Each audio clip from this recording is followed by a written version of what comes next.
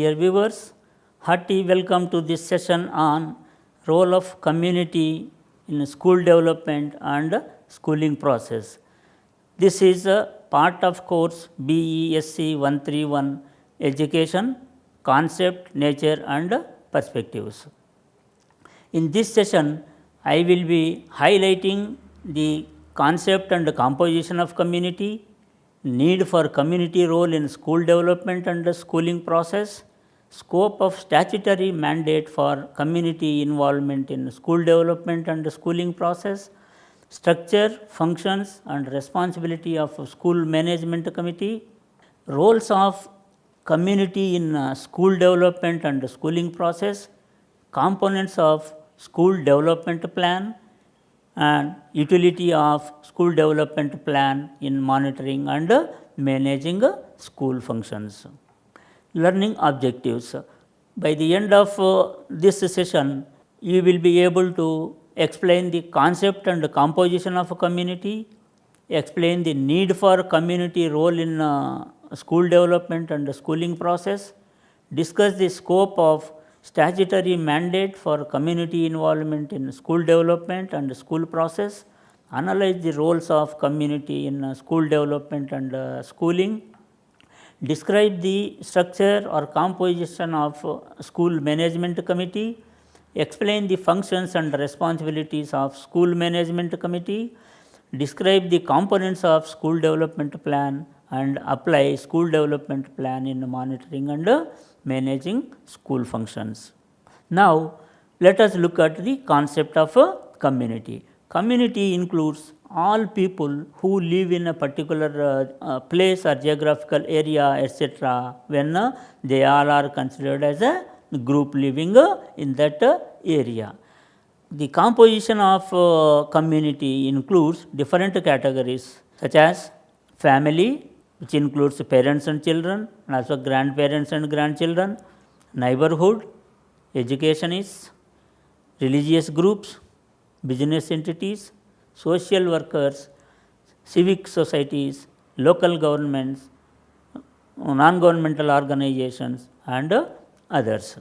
What is the need for community role in school development and schooling process? School is a social invention or a social institution. It has been invented by the society and community is a part of the society.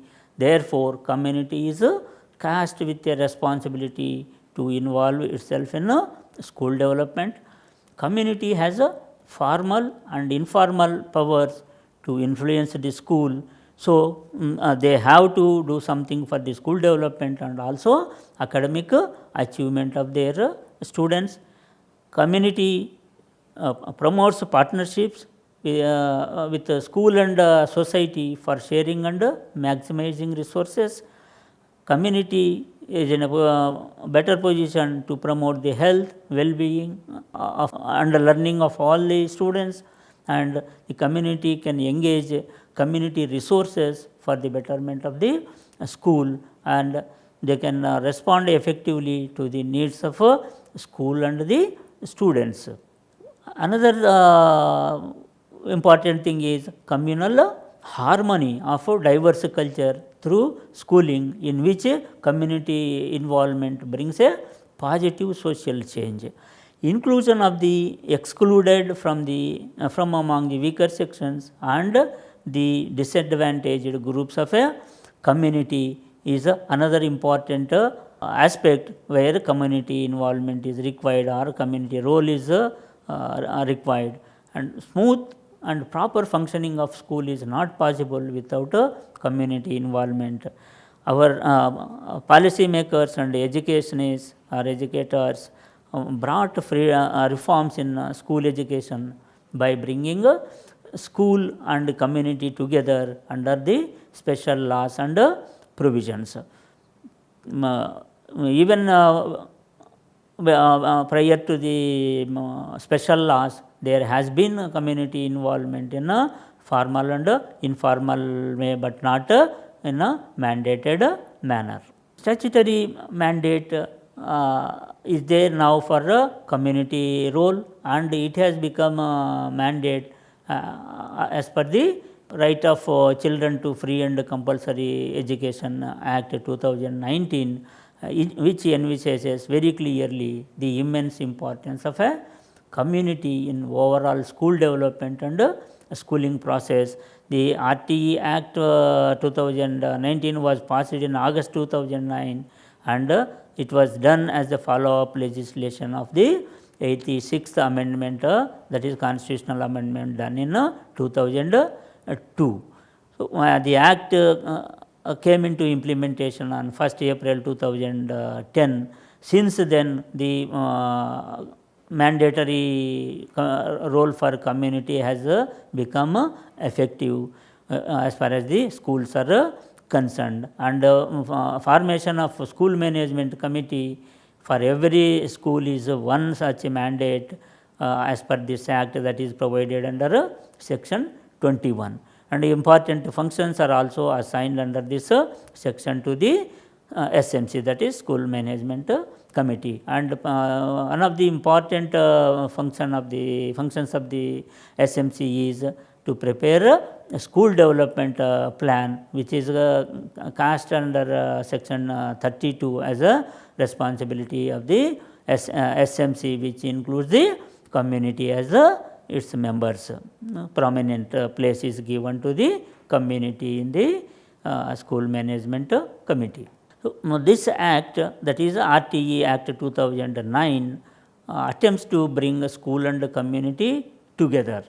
So, the idea about the school and community collaboration has been outlined and enforced under the sections 21 and 22 of this act, that is RTE Act, and it provides for meaningful participation of all types of stakeholders in a school management committee, which may be differently called in different states, sometimes Mahila Mitra, parent teacher associations, and village committees as a part of Panchayat Raj institutions, etc. So, names of the committees may be different in different states, and there are rules and guidelines formulated by the central government for implementation of this act, and also to help the states in implementing the act.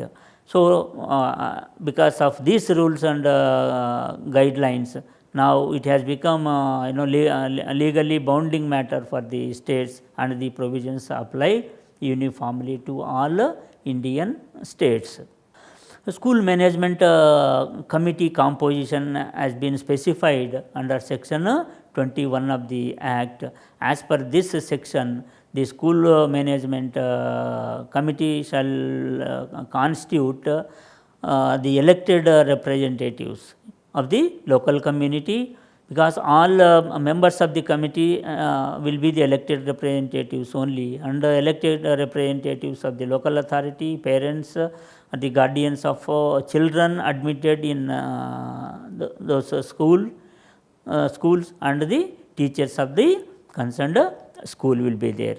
So, only parents who are of the children who are admitted in the school will be the elected representatives, not from teachers from some other, or parents of children studying in some other school. So, each school shall have a school management committee, provided that at least 3/4 of members of such a committee shall be parents or the guardians. This is the significance given, that is 3/4 means 75% of the members shall be only the parents of the students, provided further that proportionate representation shall be given to the parents or the guardians of the children belonging to disadvantaged group and weaker sections.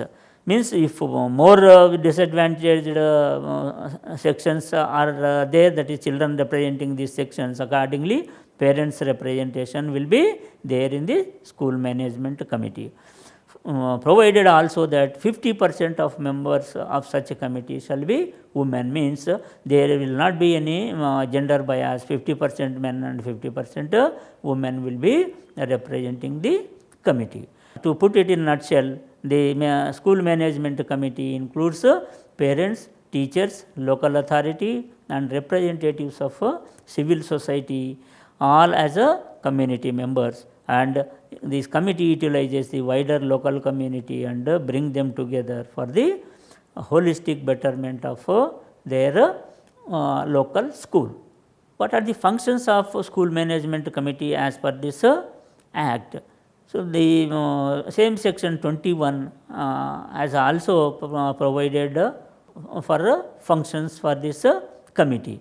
So, according to this act, the SMC monitors the working of the school, prepares and recommend a school development plan, monitor the utilization of the grants received from the appropriate government or local authority or any other source, and perform such other functions as may be prescribed. School management committee functions have not been specified in exhaustive manner in the act. So, this can be prescribed by the schools or the governments. So, generally the school management committee functions include the following: it is to participate in managing the school for its development, to monitor financial, academic and co-curricular activities in the school, to ensure accountability and transparency in the system through social audit, to keep proper accounts of available funds along with allocation, distribution and utilization with the Gram Sabha, to generate and maintain educational database, to support and monitor academic progress of the children, to coordinate between schools and society with available community resources, to help in preparing, supervising and implementing a school development plan. So, school management committee has overall responsibility, because from those functions which have been stated earlier, we can come out with the overall responsibility of the SMC. So, this overall responsibility includes preparation of school development plans at least 3 months before the end of the financial year, monitoring the utilization of government grants and funds, monitoring whole school functioning, environment and resources, and identifying and reviewing the strengths and weaknesses of a school. The SMC, that is School Management Committee, also has certain specific responsibilities. These include quantifying the classrooms, toilets, school boundary, furniture, first aid, drinking water, garden, teaching and learning materials, school uniforms, textbooks, library books, aid and appliances for differently abled children, midday meal requirements, etc. Getting an idea about the training programs related to students and teachers for their further development, community mobilization for enrolling never enrolled students, dropouts, and ensuring learning level of the students, etc. Monitoring preparation, finalization and review of school development plan, prioritizing action and implementation of the school development plan, and in addition to this, committee SMC acts as a first point of contact for any kind of grievances that may emerge at the local level. The main components of school development plan, because SMC has to prepare school development plan. What actually will go into this school development plan? What are the main components? The main components are estimation of class wise enrollments for each year.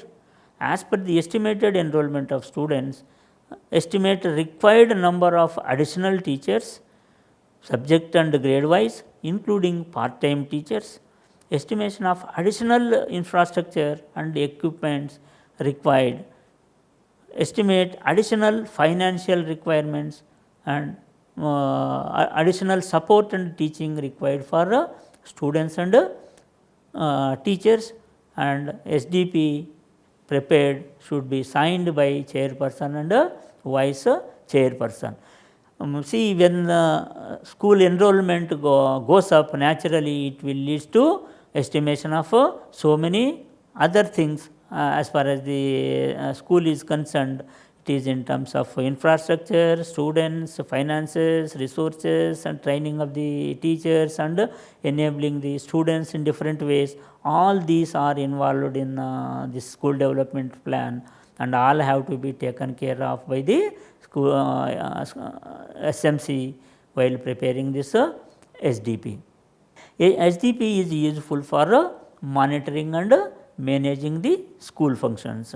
So, this school, for example, should be established within the reach of the students, that is 1 kilometer radius for primary school and 3 kilometer radius for secondary school. It should ensure that all children of 6 to 14 age in the community come to school, and it helps in ensuring that the school has enough and appropriate infrastructure consisting of classrooms, separate toilets for girls, midday meal preparation room, etc. Helps in ensuring the ratio of teacher and students, that is 1:30 and 1:35 at the lower and upper primary classes respectively. School development plan helps in monitoring the training given to the teachers regularly, so that their capacity building can be done. The committee SMC may raise fund for school functions and also check the budgets as per the SDP, and school management committee supervises the functioning as a pressure group in monitoring and managing the school functions. The SMC acts as a resourceful entity, and that is a bridge between all stakeholders and the school components. The committee can also deal with dropouts cases, because they are better aware of the reasons and the location of the dropouts, and it helps the school in providing local solutions to locally arising problems. So, that is the reason why the community has roles to play in school development, and these roles are different as far as the community involvement in the school development is concerned, and these roles are many. Community can act as a owner. In this case, it can have the sense or spirit of common ownership of the school. They should not think that school is different from them. It is some others. No, it is the property of the entire community. So, they all own it. Next is community as a collective of stakeholders come managers, because it belongs to all of them. All of them have a stake in the school, and they all should be involved in managing the school. And community as a resource, it can play a role, and this resource is in itself and also by itself is a resource. Community as a mobilizer of resources, that is including raising of funds for any specific purpose or activity of the school. Community as an observer is another role, and it observes the classroom and gives feedback along with some positive objections. Community as a pressure group is another role, and some positive plans can be applied and some negative practices can be omitted as per the community's involvement. Community can also act as a monitoring body, because monitoring, administering and managing the schooling processes and resources, including the finances, is to be done by the SMC, and SMC includes the community. So, community as an assessor or evaluator has a different role, and it will help in improving the quality of education. If as per the assessment or the evaluation, if quality of the schooling is bad, naturally steps can be taken to improve the quality. Community as a part of the school family. See, community should not feel it different from the school, because they are part and parcel of the school itself, because their children are part of the school. Naturally, when their children are there and they are the guardians or the parents, they have stake in them, and that's how they should treat themselves as the part of the school, and they should play the role of watchdog and the facilitator, like monitoring midday meal preparation, school maintenance, providing skill instruction to children, and also local culture information, etc., can be given to the students. There are other roles also that the community can play, and community as a handler of dropout is an important role. When the school cannot handle dropout cases, the contribution of a community can be seen explicitly in this case. So, community can act as a bridge between districts, blocks, villages and schools, and for taking better decisions, such a bridging will be essential. Community can also act as a collaborator. They can collaborate their ideas and efforts with SMC vision, and this shared vision helps the schools run effectively to a large extent. Community can also act as a partner and a collaborator with the teachers and the school staff, and for that it requires to have long term vision, strategic plan and creative leadership, and new multifaceted roles for experts and professionals who work in schools and communities for the development. So, what are the crucial effects of the community role in school development and schooling process? Because community has been having so many roles, ultimately what effects it can show.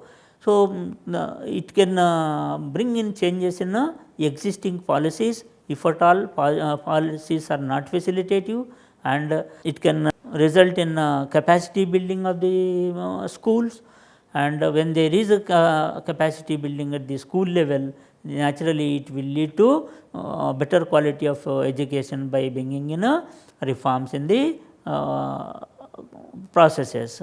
And this can be done by having effective linkages and the networking at different levels with different agencies, groups, individuals, etc., and that can be done by the school only, and that will be the effect of the community role. And all these have to be done in an accountable manner, and also with transparency. Both accountability and transparency will contribute a lot for qualitative improvement in the functioning of the school.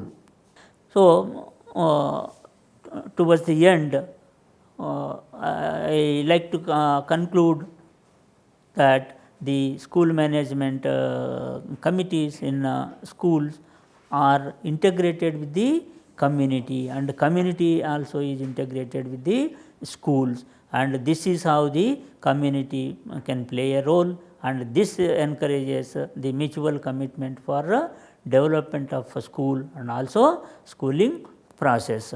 There can be special committees, of course, for special purposes. Though Act has mandated for SMC, there can be other committees if at all there are special purposes that can be taken care of, and SMC members are often not aware of the constitution and their roles also. This is one of the major hardship or the drawback as far as the community participation as per the Act, that is mandated role of the community cannot be performed or fulfilled by the SMC members effectively unless and until they are fully aware of the statutory provisions. Then only they will be in a position to perform their roles or the duties effectively to work in the SMC, that is School Management Committee.